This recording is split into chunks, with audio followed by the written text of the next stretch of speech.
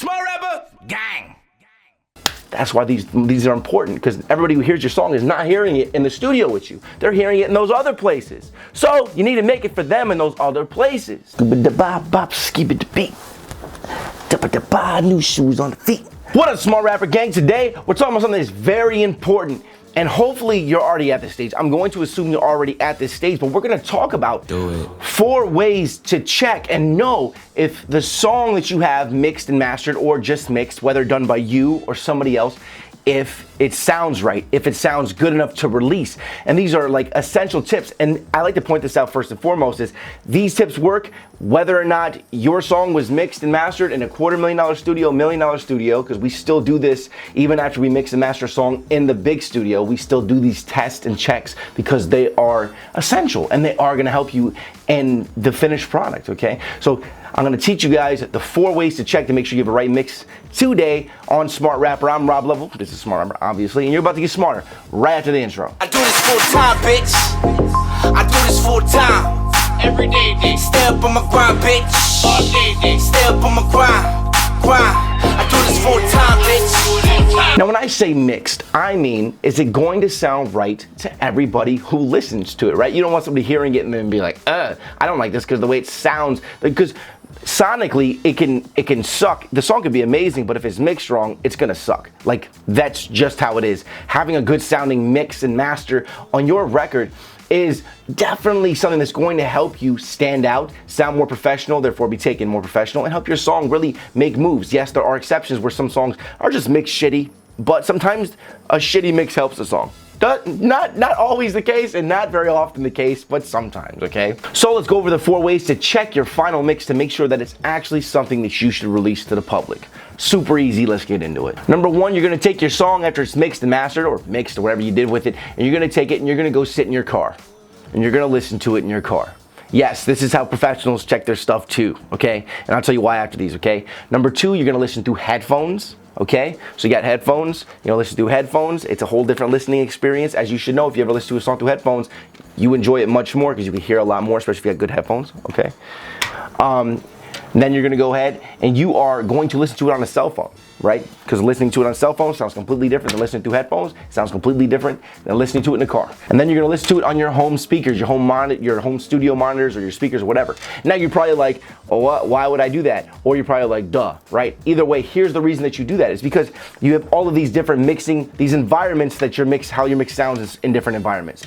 Every time you listen to something, a song, it sounds different and you take it in differently in that environment. So even if you had it mixed in a $250,000 studio where the room itself, that's just the room and the acoustics cost, $50,000, you still need to take it other places and make sure that it sounds good on different devices and in different environments. These are the environments where other people are gonna be listening to your song, okay? And just because it was mixed professionally in the studio doesn't mean that when you bring it to another device, it's not gonna sound, it's gonna sound right.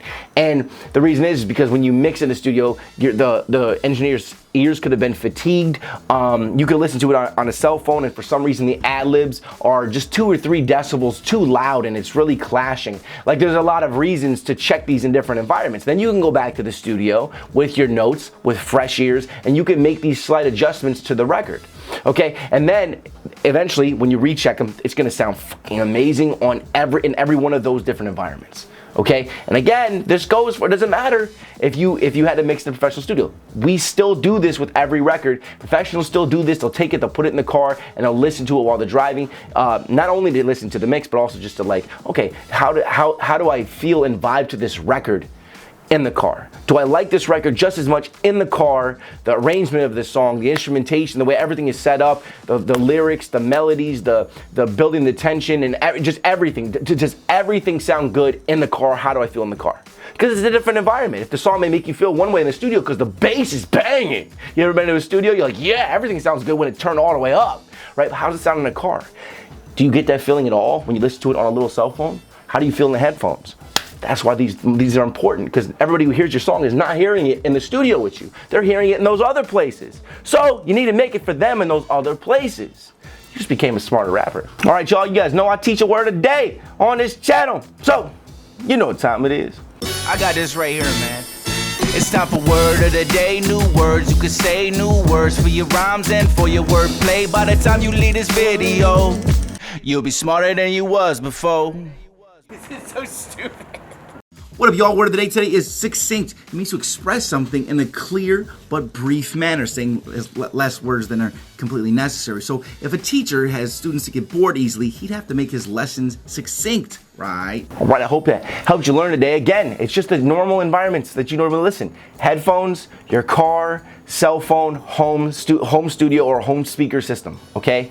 And if you ain't got it, go to somebody else's house. You can listen on different cell phones. Certain cell phones have better speakers. Like, it's just test those environments. It's gonna be good. Go ahead and check out these videos, okay? And I'm gonna, and you know what, there's actually something that you guys have always been asking for, like mixing stuff and stuff like that. Like, I do decent mixes. I've mixed and, mastered a couple of my projects that I've released, but they don't sound as good as somebody who dedicated their life to mixing and mastering. So I don't feel educated enough on mixing and mastering to feel like I can really give you guys the top advice, okay? That's why when I start giving that mixing and mastering advice, I'm gonna make sure that it comes from like my guy who's been doing this for 15, 20 years, who has credits with every big name artist, worked with everybody, and I wanna make sure that he gives you the advice. That's gonna be coming in the future, all right? And also, it'll probably be part of the Smart Rapper community. Anyways, check these videos out. I will see you guys tomorrow. Keep hustling. Smart Rapper Gang.